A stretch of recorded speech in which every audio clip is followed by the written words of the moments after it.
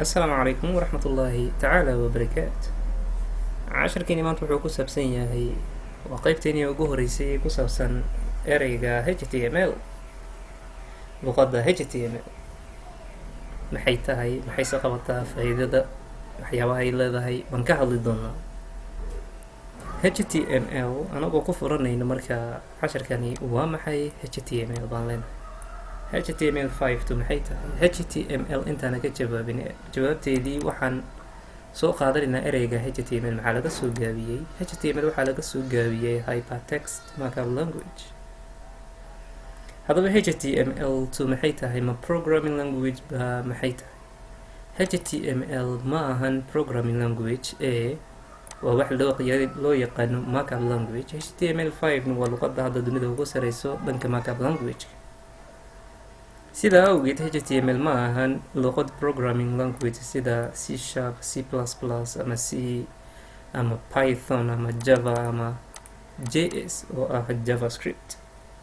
haddaba sidaa awgeed waxaan qeexi doonaa waa maxay html. html5 waa luqadda dhisidda xeerarka kala duwan ee asaasiga ah ee sameynta website-ka ama webpage-ka. haddii aan si fudud u dhignana waxaan leenahay waa luqadda dhisidda shanaad ee sameynta webpage-yada. haddaba sidaa awgeed waxaan dhaaray halkaa html waxaa laga soo gaabiyaa hypertext markup language. maqalkuu ku kala duwan yahay. html waa maxay? html iyo macnaha hypertext markup language way ku kala duwan yihiin.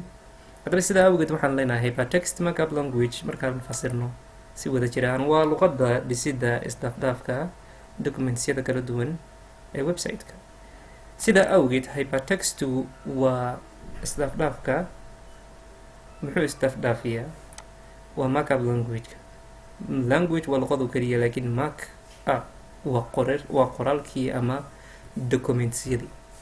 haddaba sidaa awgeed midkani waa isdhaafdhaafkii, midkani waa documentsyadii, midkana waa iska luqad. marka sidaa awgeed html waa markup language. haddaba sidaa awgeed waxaan leenahay hypertext markup language-ku waa luqadda dhisidda isdhaafdhaafka dokumentsyada kala duwan ee website-ka. sidoo kale html5 hadday ahaatana waxaan leenahay waa luqadda shanaad ee dhisidda xeerarka kala duwan ee asaasiga ee sameynta website-yada ama webpage-ka. sidaa iyo nabadgeliyo. casharkan iyo casharka ku xig waxaan sameyn doonaa website-keenii ugu horeeyey.